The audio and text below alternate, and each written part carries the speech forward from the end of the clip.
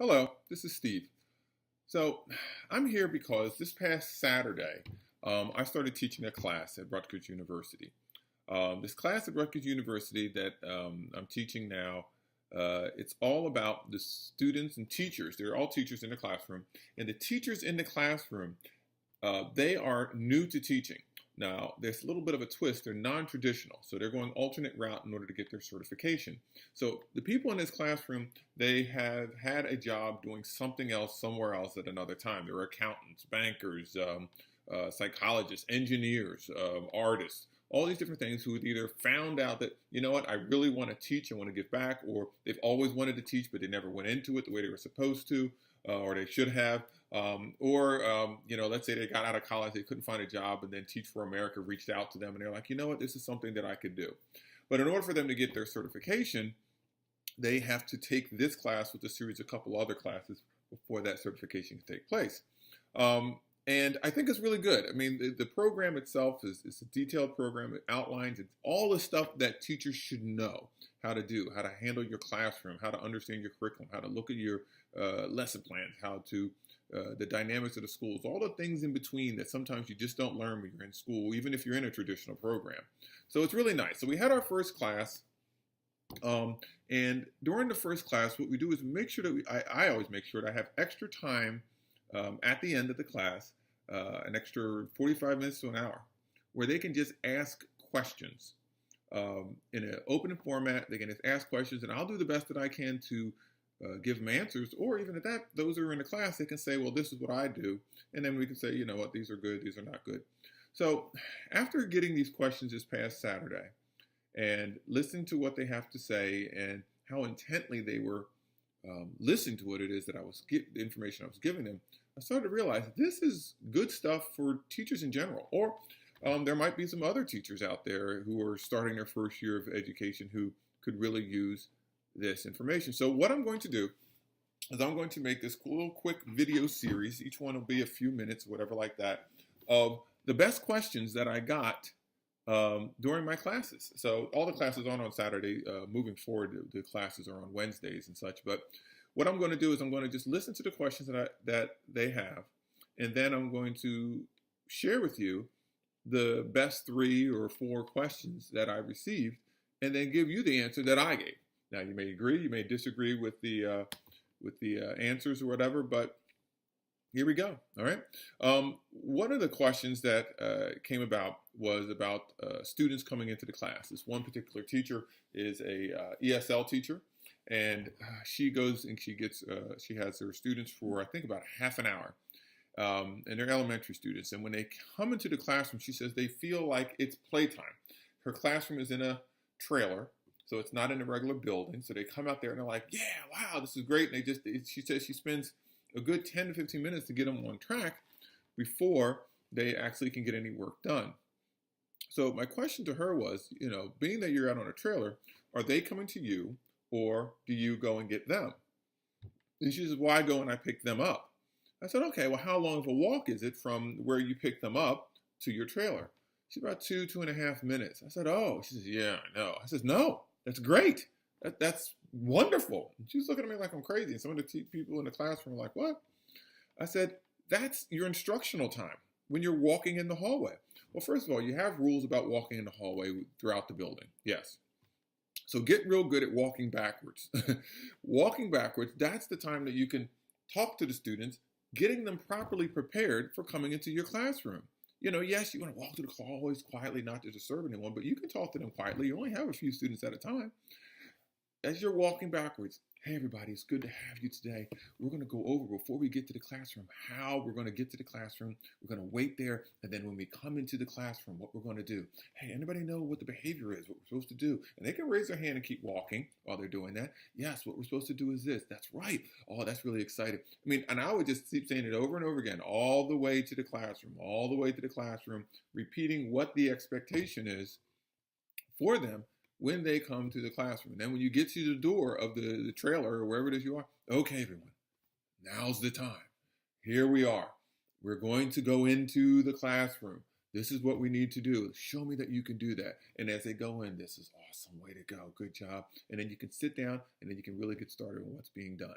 All right. And then during the classroom, during the time, as you're working with them, you know what, guys, this is really good. You guys are doing a great job. And then before they leave, take the time at the end, take a minute or two. Guys, let's review everything. When I picked you up from your classroom, what happened? Okay, good. When we were walking through the hallways, what did we do? That's right. Okay. When we got to the door, how did that work out? All right. And then our time together, do you feel that we got a lot more done this time than not? I agree with you. We're going to continue to try this as we move forward. And then you can set up a chart, a behavior chart in there saying, look, each grade or each group that you have, hey, they did well coming down, coming in, and that kind of thing. And I would do it for the next 2 to 3 weeks doing the exact same thing to the point that they're like, yes, I know what needs to be done. But this way you're guaranteed. I'd rather take time off on the very front of it or your time off at the very end of it to get that information to them so that way the rest of the time works out well. So that's one of the questions that we had, and I thought it was very well received. Another question, second question, was about time management. One of them said, do you have any tips for time management and reducing stress? So I said, that's another whole course in itself, just being able to do time management and stress. But I said, you know what, let's tackle it. Let's talk a little bit about it. And it was very interesting. Just this past week, I was at a session and I got some information from a time management specialist.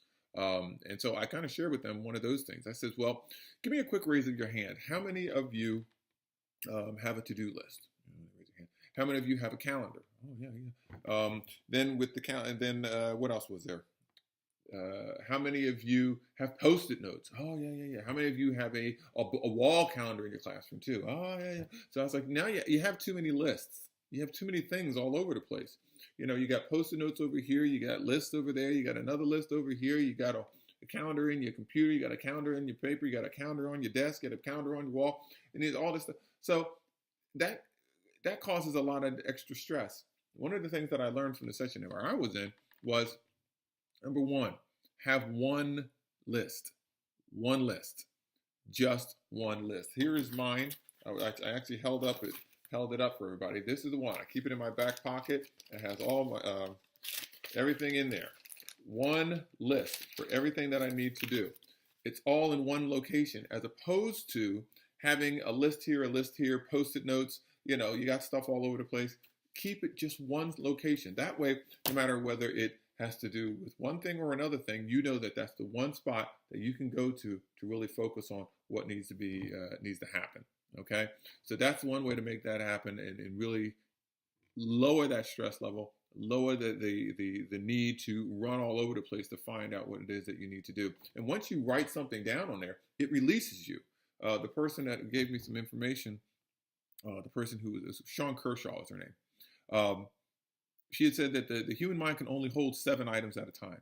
So 7 to-do items at a time. Beyond that, you start forgetting and losing things. So if you write everything down on your list, you're guaranteed to release that. It opens it up, and then you can always go back, and then you get that wonderful satisfaction of marking things off of the list. Oh, what a wonderful feeling. I was saying to them, it's like crack when you get to mark off something on the list. Yeah, that's good stuff. So you get to mark something off your list. It's wonderful. It's great. That's what we did. The last thing that we talked about in the class at the end is I talked about back to school night. And now some of you may have seen my back to school night article. I sent it out via Facebook and Twitter and things like that. But let me just go over it a little bit because I explained to them, how many of you still have back to school night to do? So raise a hand, how many already had it, whatever like that. So I talked to them about what the importance of back to school night is. The purpose of back to school night is 100%, be honest with you, in my view, or at least 90% of it, PR, public relations. Your job is to make those parents truly fall in love with you, fall in love with what it is that you're doing, and have a clear understanding and a comfort level of their child being in your classroom. Yes, you want to give them some rules about your class. Yes, you want to give them a little bit about the curriculum, but you also really want them to have that feeling of, you know what, you have my child. Thank you. This is good. I'm ready because I know that you know what you're doing. All right, so there's basically 4 things that you really need to do to make sure you have a successful back to school night. Number 1, shake a hand. Shake the parents' hands when they come to your room. Stand outside the door and shake their hand when they come in. I know a lot of teachers, they get comfort in being in their classroom. You go in your classroom, you pace around a little bit, maybe you hide behind your desk a little bit. You say, "Oh, hi," you do this and smile, nervous smile and wave, and maybe you shake their hands when they're coming once they're in the room.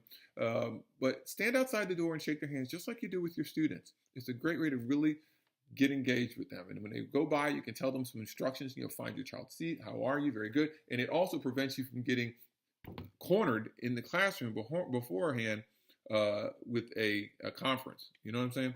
So shake their hands on the outside, kind of move them in as they go in, and then you're set. Second thing you need to do is you're going to give a presentation. Some schools, you give a presentation, they're in front of you for a half an hour. Sometimes you only got 4 or 5 minutes. Whatever your presentation is, practice it. Practice, practice, practice. And then once you're done doing that, practice some more. Make sure that you have it down. You know what you're doing. You're not stumbling. Everything works well. Practice that speech. Whenever I practice any speech or anything that I have new that I'm doing, I do it in front of a mirror. That way I really can see it and see what I'm like and kind of get some personal feedback with it. So make sure you practice. The third thing is you want to give the parents something in hand. You want something in their hand. They want something. Now, the super parents are going to come with a notepad and they're going to write everything down right away. But then there's those that may not have something. So give them, even if everything's sent out electronically, give them a little half sheet of paper with some basic information on it, whatever that is. Tell them about the times of your class. But the number one thing that you really want to make sure you have your name, you have the school number, you have your email address, and you put on there the best times to get in touch with you. The best times to get in touch with you. All right? Because when your planning times are and your times to be able to get in touch with. And the worst thing is when you're playing phone tag back and forth. At first it seems a little silly, but after a while it gets very frustrating. So put that down. And truthfully, I feel that information needs to be on any piece of paper that is sent home that you have created, either in the header or the footer. That should be in every piece of paper, because the parents can pick up any piece of paper and have your information right there that they can get in contact with you. And also with something in hand, something that they want to do for you, and actually I guess there's 5 things. You want them to get some information. You want to get some information from them. Get an index card and then have on there, please put your name, print your name, parents print your name, sign your name, give me a signature, give me your home number, give me your email, and tell them what's the best time for you to get in touch with them. Even though all that information can be in a Genesis program or your PowerSchool or whatever data system you have, do it anyway, because parents love to fill stuff out. You shake their hands and they come in. Please go in. There's something on the board that I do now that we want you to do. And there's a little card on the table and they fill it all out and everything like that. And they say, oh, here, yeah, thank you very much. The purpose mainly for having the signature of the parent is, let's say you have something that needs to be sent home, a test, and the kids have to have it signed. And then it comes back and you're kind of wondering, I wonder if this is really the parent's signature or if they forged it. You have now a copy of their signature. You can compare it. Duh. So that's another good thing that you can have. Now, the last thing, which is now the 5th thing, not the 4th thing, but the 5th thing, is to really think about your vocabulary. When you're giving your presentation, try to use plain, simple English. Do not try to jump into the vernaculars and terms that are used in schools too much, because it doesn't make you sound like you're super smart. It doesn't seem like you're super educated. It sounds like you're a smarty pants. That's what it really sounds like. You get up there, it says, yes, through the differentiated instruction that we use through this process, we go into our levelized groups, and then we utilize that data to synthesize the curriculum. Come on. You can say the same thing. We break up the instruction so that everybody has their individual instructions. Then we break up into groups based off of their test scores, and then we do the very best that we can with their curriculum. Much better. So think about how you're going to talk with them. Just please use vernacular that is familiar with them. All right? So it's a little bit longer than what I thought it was going to be. This thing's almost, 15 minutes? Wow. Anyway, information, questions that were given at the class, and some of the answers that I was able to give to them. And I'm going to do this after each class, try to find out what questions they have, and then I'm going to share them out to everybody. Hopefully that'll be something that you can use. All right? This is Steve Bowler, also known as Stand Tall Steve. And there you go.